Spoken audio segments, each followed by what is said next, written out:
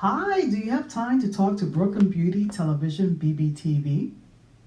Hey, yes, of course. Hi, I'm your host, Barbara Campbell, and we're capturing the voices of Brooklyn today. And we want to get a chance to talk to you. So, for our viewers, if you have any questions or comment, visit our website at televisionbbtv.com. I'm going to start with recently there has been many serious events here in Brooklyn throughout the United States and even throughout the world.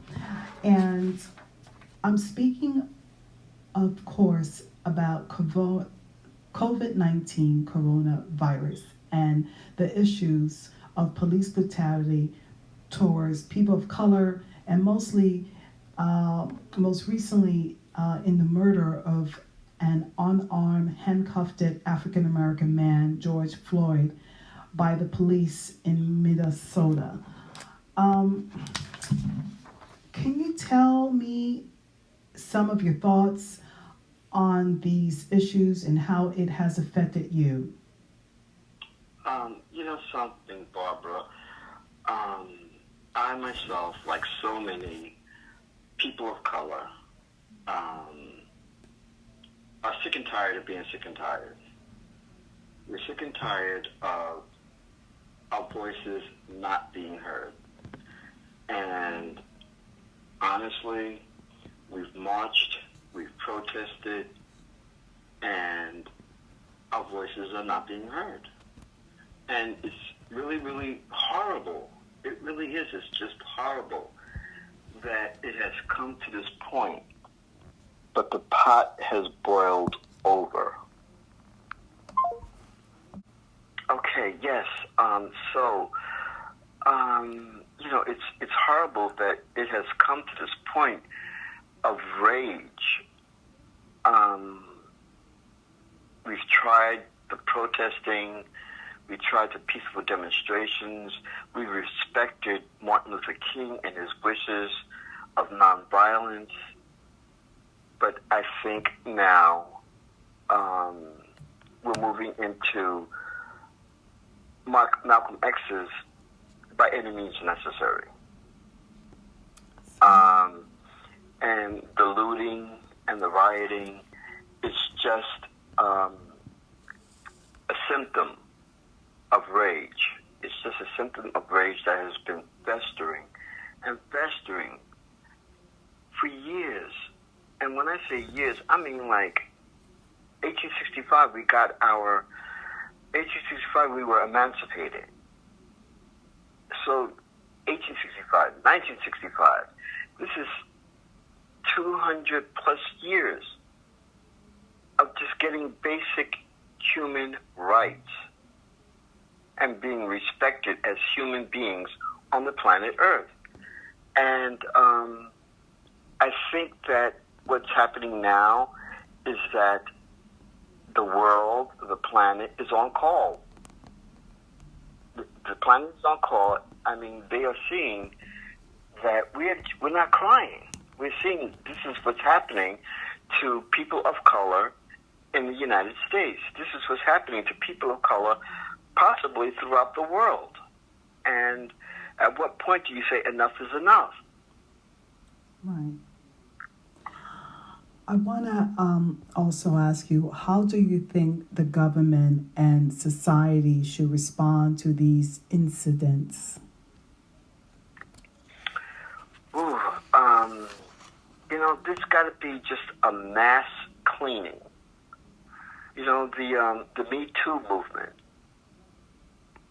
has been instrumental. When things are, occurring or popping up, remove these people. Remove these people immediately. In government, they have to clean their houses. They do. They have to clean their houses. They have to weed they have to weed themselves. They have to weed themselves so that the lawn doesn't have any weeds. So it really is up to them. When incidents happen, no more slap on the wrist. You're out. Go. Bye-bye. See ya. History. That's how I feel. Well, for our listeners and viewers, today we're capturing the voices of Brooklyn and the people that live in it. And this is it's just, I don't have words for what's happening today. It's just, we're hearing from the people. So stay tuned. We have a live call, and we're speaking about the events that are currently happening here in Brooklyn, around the world, throughout America. I also want to give you the last word. Is there anything else you would like to add to our conversation here tonight? Lastly, I like to say just me as a black man. Every time I step out my door, every time I step out my door to move into the public arena, I'm very, very conscious of the fact that I am a black man living in America, and the rules that apply to me are not the same rules that apply to the greater population. I live by I'm held to a different standard, just being a person of color. And I feel that every single day. I really do. I feel that every single day, every waking moment, whether it's going out to play, whether it's traveling, any place in public, I have to hold myself to the highest of standards. And that is not to say that I would not do that anyway. I've always held myself to the highest of standards. That's the way that my parents brought me up. But with that said, I have to be better. We have to be better, no matter what we do. And I just want to ask, is there any words or advice or motivation at this time for the black man?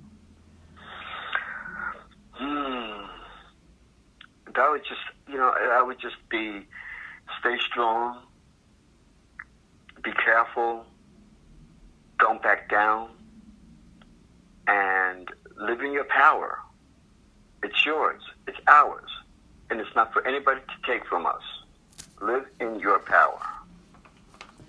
Now, I'm going to ask you my last question, the one I ask all my guests. What do you love about Brooklyn? Oh my gosh, I went to on Sunday, I guess that was yesterday. Sunday, I went to have a socially distant happy hour with two friends of mine who are Argentinian, and in Clinton Hill. And we sat in the park, as a matter of fact.